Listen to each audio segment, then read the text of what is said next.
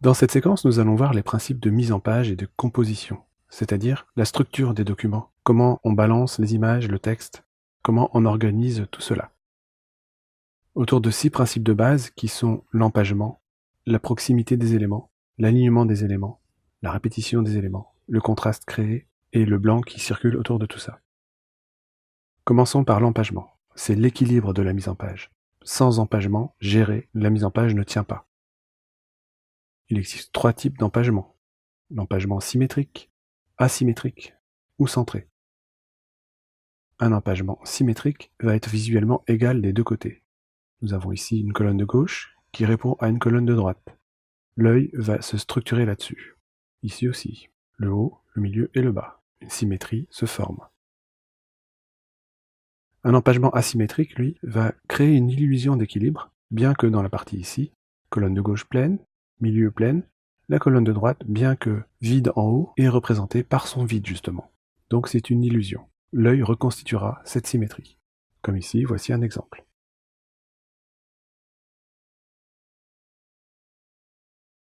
Un empagement centré, comme son nom l'indique, est disposé autour du centre. Voici un exemple. Tout part du milieu et s'en va vers l'extérieur. La proximité consiste à agencer par groupe. Ici, nous allons rassembler les articles par catégorie et séparer les catégories les unes des autres, afin de mieux structurer le document. L'alignement des objets va permettre de les placer et de créer des lignes visuelles, comme ici, dans cet exemple de site web. Dans la partie du haut, on a le header du site, donc la barre d'adresse, qui est alignée. Nous retrouvons aussi, tout simplement, un groupe d'éléments, puis ici un logo qui est séparé sur le côté, mais tout cela étant aligné quand même, ça tient la route. Ça ne tombe pas, ce n'est pas déséquilibré. Les grilles, c'est génial. Qu'est-ce qu'une grille? C'est une structure sur laquelle nous allons baser notre mise en page, notre composition. La répétition va nous permettre de structurer la mise en page, de la rythmer. Nous avons ici une alternance entre la partie haute de la page à gauche qui est noire, le bas qui est blanc, le contraire sur la page de droite, et ainsi de suite. Le rythme créé dans cette brochure favorise la lecture car on se concentre sur les différentes thématiques qui sont abordées. Nous avons ici une alternance, ou plutôt un équilibre basé sur les contrastes de couleurs, qui créent le rythme.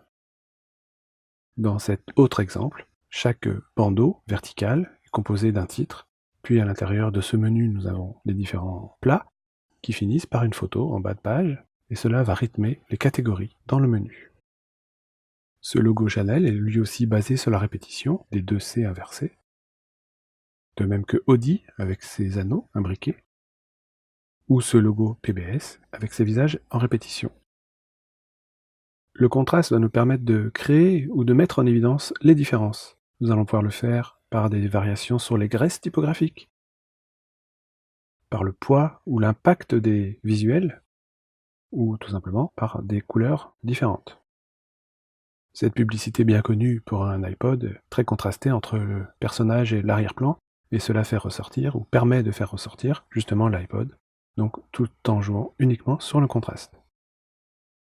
Nous avons le même fonctionnement ici pour une affiche de cinéma, où en jouant sur le contraste, on peut lire dans le ciel finalement, eh bien, la silhouette de Batman.